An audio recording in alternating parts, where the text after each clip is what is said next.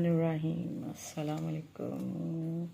आप सबको जुमा मुबारक हो। आज मैं आपको थोड़ी सी अपनी जुमे की रूटीन बताऊंगी।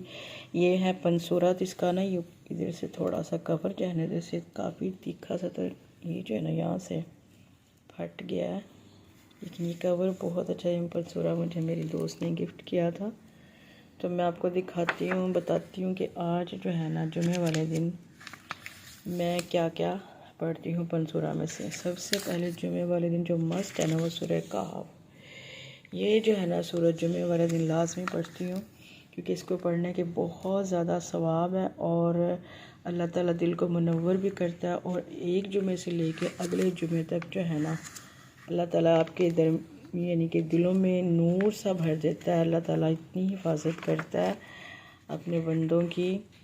और सूरतें पढ़ने से, कुरान पाक पढ़ने से जो है ना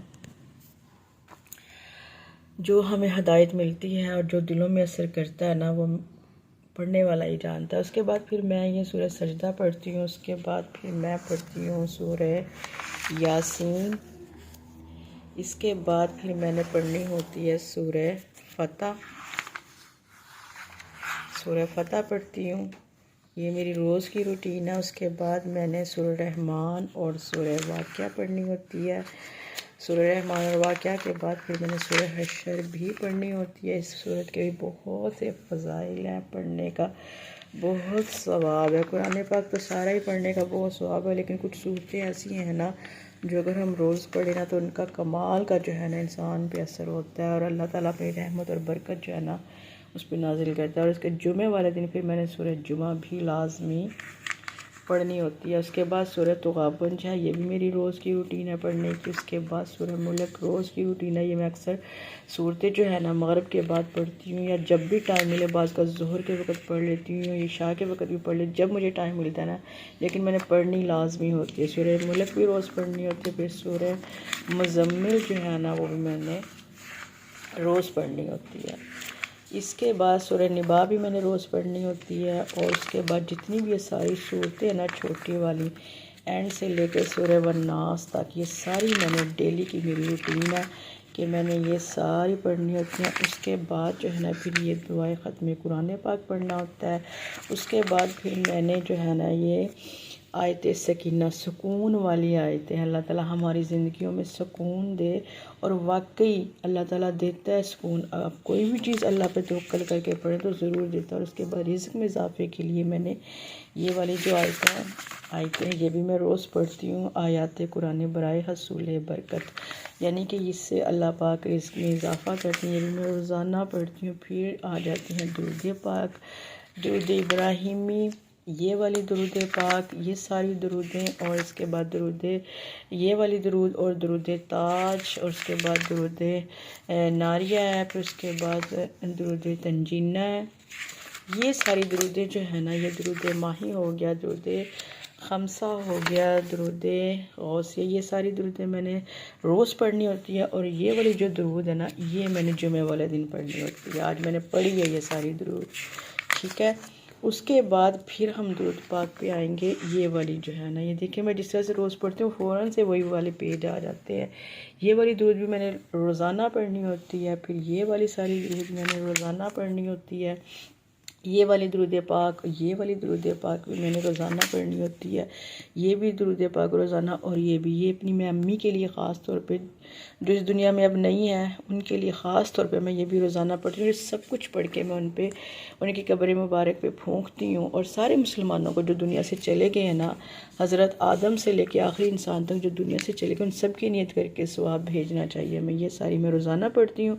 और फिर जुमे वाले दिन मैं ये वाली दुआ जो है ना ये मैं जुमे वाले दिन पढ़ती हूँ। आज मैंने ये पढ़ी है, ठीक है। उसके बाद ये पढ़ने के बाद जो है ना आगे आ जाते हैं, जो मैं फिर जुमे वाली दिन की रूटीन आपको दिखाऊंगी। दुआए जमीला, ये भी मैंने जुमे वाले दिन आज पढ़ी है, ये जुमे की रूटीन का है। उसके बाद फिर मैंने ये दुआए आकाशा है ये वाली, ये भी मैं जुमे वाले दिन पढ़ती हूँ, आज मैंने पढ़ी है। उसके बाद ये दुआए हाजात है, ये भी मैंने पढ़ी आज। उसके बाद दुआए कदा जो है ना ये बड़ी अच्छी दुआ है। कहते जो ज़िंदगी में भी एक दफ़ा पढ़ लेते ना अल्लाह पाक उस इंसान को बख्श देता है। ये सारे ऊपर लिखा होता है कि इस चीज़ का क्या रहमत और बरकत है, क्या अल्लाह ताला जो हमें ख़ास अता करता है सवाब, वो सारा लिखा होता है इस पर। ये भी मैंने आज पढ़ी है जुमे की रूटीन में। और इसके बाद ये दुआ मैं रोज़ाना पढ़ती हूँ, दुआए वुसअत रिज़्क़, ये भी मेरी डेली की रूटीन है। इसके बाद फिर मैंने ये वाली दुआ जो है ना, ये हमारे वालिदैन की इसाले सवाब की दुआ है। सारा कुछ जो कुछ हम नेक अमल करते हैं, कुरान पाक पढ़ते हैं, अल्लाह ताला जब हमारे वालिदैन या हमारे बुज़ुर्ग इस दुनिया से पर्दा फरमाते हैं ना, तो उनको अल्लाह पाक ये सारा सवाब देता है। ये सारा तर्जुमे में जो है ना, ये सारी वही दुआ है, तो उन तक पहुंच जाती है हर चीज़। फिर जुमे की रूटीन में दुआए सरियानी, ये भी मैंने मस्ट पढ़नी होती है, ये मैंने आज पढ़ी है। उसके बाद फिर आ जाता है अहदनामा, ये मेरी डेली की रूटीन है, ये मैं रोज़ पढ़ती हूँ और पढ़ना चाहिए। और फिर सैयदुल इस्तग़फ़ार, ये जो है दुआ, ये भी मेरी डेली की रूटीन में आ जाती है। फिर ये वाले जो शीश कुफल है ना वजीफ़ा, ये भी मेरी डेली की रूटीन है। इसका आप ये पढ़े ना, रोज़ पढ़ने से अल्लाह ताला बड़ी हिफाजत फरमाते हैं, ये सारा लिखा हुआ है। कोई भी चीज़ है अल्लाह पे तवक्कल करके पढ़े तो वो वही नफ़ा हमें देती है। फिर ये हेकल जो है, ये भी मैंने डेली की रूटीन में रोज़ पढ़ने होते हैं। ये सारे पढ़ने के बाद ना, यहाँ तक ये ख़त्म हो जाते हैं हेकल। फिर उसके बाद आ जाता है दिन का वजीफ़ा, ये सारे दिनों के वजीफ़े लिखे हुए हैं।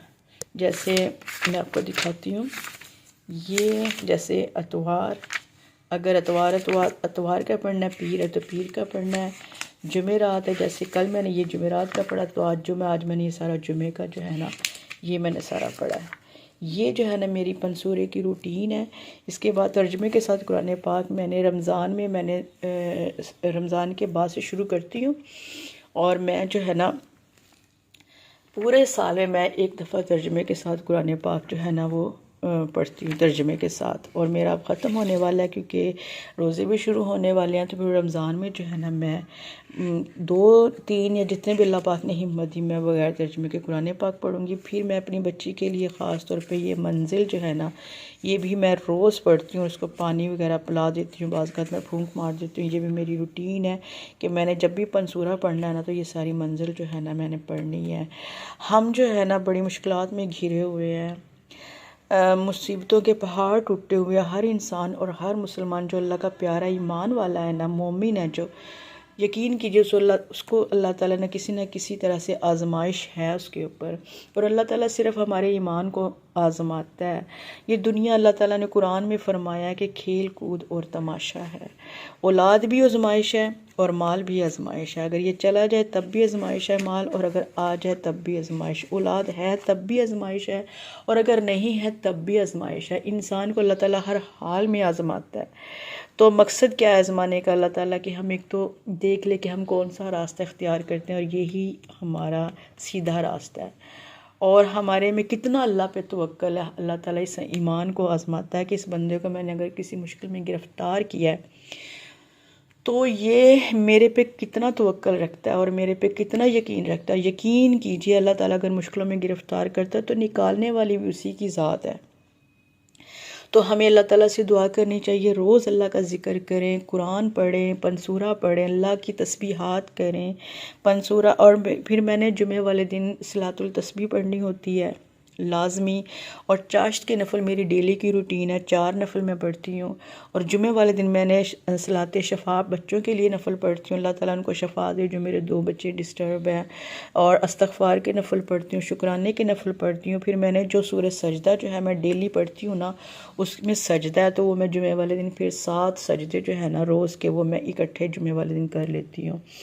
फिर मैंने तस्बीहात करनी होती हैं, मुख्तलिफ जो है ना अल्लाह ताला के नाम पढ़ने होते हैं, वो मैं पढ़ती हूँ। और यकीन कीजिए जो सोच के आप पढ़ते हैं और अल्लाह ताला वो ज़रूर आपकी झोली उस चीज़ से भर देते हैं। अल्लाह तो इतना मेहरबान है, इतना मेहरबान है कि हम में ही कोई कमी होती है। अल्लाह ताला ने कुरान में फरमा दिया कि इंसान जो जज़ा है, जो कुछ तेरे पास अता है, वो मेरी तरफ से है। और अगर तू किसी मुसीबत में गिरफ़्तार है तो वो तो अपने अमाल की वजह से है। यकीन कीजिए हमें पता भी नहीं चलता कि हमसे क्या क्या गुनाह सरज़द हो रहे होते हैं। औरतों को चाहिए, मैं यकीन कीजिए कि जब से मुझे अल्लाह ताला ने अपनी राह दिखाई है, और कोशिश शादी से पहले भी था कि मैंने नमाज जो है ना मैंने ज़रूर पढ़नी, मैंने कभी नहीं छोड़ी थी। तो अब जो है ना अल्लाह ताला ने ज़्यादा अपनी तरफ खींच लिया, तो बहुत अच्छा लगता है कि औरत घर में जितना रहेगी अल्लाह ताला उसको उतना ही सुहाव देगा। उसकी मस्जिद उसका घर है, उसका हर चीज़ अल्लाह ताला ने उसके घर में, घर की चार दीवारी में रहें। ज़्यादा से ज़्यादा बाहर निकलना है तो यकीन कीजिए मेरी तो दुआ होती है कि मुझे घर से निकलना ही ना पड़े। जहाँ ज़रूरी है वहाँ पर जाएं, बिला ज़रूरत कहीं ना जाएं, अपने घर में रहें, अपने बच्चों पे, अपने मियाँ पे, अपने घर पे ध्यान दें, और ज़्यादा से ज़्यादा जब भी टाइम मिले अल्लाह ताला का जिक्र करें, अल्लाह से मांगें। अब मेरी बच्ची इतनी डिस्टर्ब है, मुझे लोग कहते हैं कि आप फ़लाँ जगह जाएं, फ़लाँ जगह जाएं। कोशिश भी की थी 1-2 जगह जाने पर, और डरती भी हूँ क्योंकि अल्लाह ताला ने औरतों को दरबारों में, कब्रिस्तान में जाने से मना फरमाया है। तो फिर मुझे यही है, मैंने अल्लाह पे तवक्ल कर लिया कि मेरे अल्लाह पाक ने जो बीमारी उसको दी है अल्लाह ही उसको शफा देगा। तो मैं ये मंजिल पढ़ के, और माँ से बढ़ के दम कौन कर सकता है, माँ से बढ़ के दुआ कौन कर सकता है। अपने बच्चों के लिए खुद दुआ कीजिए, अपने लिए खुद दुआ कीजिए, अपने घर के लिए, अपने शोहर के लिए, रिस्क के लिए, जो भी मांगना है अल्लाह से मांगे। प्यारे नबी ने फरमाया था कि जब भी मांगो मुझसे मांगो, यहाँ तक कि अगर आपने अपने शूज़ का तस्मा जो होता है ना, जो हम उसमें गिरा लगाते हैं जिसमें, वो भी आपको चाहिए तो वो मुझसे मांगे, यानी कि अल्लाह से मांगे और अल्लाह ज़रूर अता करेगा। मेरी आज के दिन की दुआ है, आज के जुमे के दिन की तो असल से यही दुआ है तमाम मुसलमानों के लिए, जो तुर्की में मुसलमान ज़लज़ले से मुतासर हुए, जो शाम में, फ़िलिस्तीन में, कश्मीर में और इस मुल्क में जहाँ भी मुसलमान मुसीबत में गिरफ़्तार है, हमें सब के लिए दुआ करनी चाहिए। अल्लाह उनकी मुश्किलें आसान करे, बेघर को घर दे, जिनकी औलाद है अल्लाह पाक उनको नेक बनाए, और जिनके पास नहीं अल्लाह ताला उनको नेक औलाद नूरीना अता फरमाए, और रिज़्क में अल्लाह ताला अपनी रहमत और बरकत दे, और हमारे ईमान को अल्लाह पाक ज़्यादा तरक्की दे, हमें ईमान वाला मोमिन बनाए, ऐसा मुसलमान बनाकर उठाए जिससे अल्लाह राज़ी हो, हमारे नबी राज़ी हो। और जुमे के दिन ख़ास तौर पे दरूद पाक का एहतमाम करें, जितना भी हो सके दरूद पढ़ें, और ख़ास तौर पे ये जो पूरी एक तस्बीह है ना, ये दरूद पाक की आपने लाजमी पढ़नी है। और मेरी तो डेली की रूटीन में जो है ना एक पूरी दरूद इब्राहिमी की मैं ये तस्बीह करती हूँ लाजमी, और भी बाकी तस्बीहात है वो भी मैं आपको किसी वक्त बताऊंगी। तो ये जुमे की रूटीन में मैंने आज के व्लॉग में आपके साथ ये शेयर किया है कि इंसान के काम जो है ना वो कभी ख़त्म नहीं होते हैं, और अल्लाह ताला कहते हैं कि अगर तू मेरी नमाज के लिए, मेरी याद के लिए इंसान अगर टाइम नहीं ना निकालेगा तो मैं तुझे दुनिया की ज़िंदगी में इतना मसरूफ़ कर दूँगा कि फिर तू दुनिया का ही होके रह जाएगा। तो कोशिश करें घर के काम, किचन के काम डेली की रूटीन में चलते हैं, लेकिन अपनी नमाज, अपना कुरान, अपनी इबादत में जो है ना वो खलल ना आने दें। अगर कोई मसरूफ़ियत या मेहमान वगैरह आ जाने से आपकी रूटीन डिस्टर्ब हो जाती है तो फिर किसी वक्त पढ़ ले। जैसे पिछले जुमे मेरी एक दोस्त आ गई थी, तो मेरी ये रूटीन जो है ना सलातुल तस्बीह मैंने ना, और ये सारा पंसूरा 12 बजे से पहले पढ़ना होता है, तो मैंने उस दिन ज़ोहर के बाद पढ़ लिया था, क्योंकि फिर ज़ाहिर है जब कोई मेहमान काफ़ी अर्से के बाद उसको भी टाइम देना बड़ा ज़रूरी होता है। इससे भी अल्लाह ताला की ज़ात बड़ी खुश होती है, क्योंकि अल्लाह ताला ने फरमाया कि मैं हकूक़ अल्लाह माफ़ कर दूँगा, हकूक़ुल इबाद कभी भी माफ़ नहीं करूँगा। तो बस इन चीज़ों का ख्याल रखिए, ज़्यादा से ज़्यादा अपनी तवज्जो जो है ना सीखने में गुजारिए, कलमा सही पढ़िए, नमाज सही पढ़िए, एक दूसरे को हम सुनाएं कि हमने क्या पढ़ा है। और सुबह का जब आप दरवाज़ा खोलते हैं अपने रूम का, बिस्मिल्लाह का एहतमाम कीजिए। किचन में जा रहे हैं, बिस्मिल्लाह पढ़िए। दूध को हाथ लगाया, बिस्मिल्लाह पढ़िए। कोई बर्तन आटा गूंदने लगे, बिस्मिल्लाह पढ़िए। या रज़ा को, या वहाब को, या नूर, या शाफी, या बारी, ये आटा गूंदते वक्त पढ़िए। दुरूद पाक फुल आखिर पढ़िए।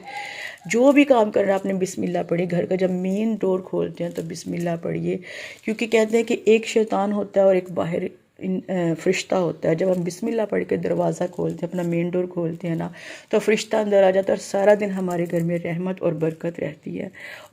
और हम अक्सर मिस कर जाते हैं। हमें दुनिया में इतनी जल्दी पड़ी हो, ये जल्दी के काम सारे शैतान के हैं, ये सारे शैतान के, जिसने हमें जल्दी डाली है, फटाफट कर लो, ये कर लो, वो कर लो। हमें कुछ नहीं याद रहता।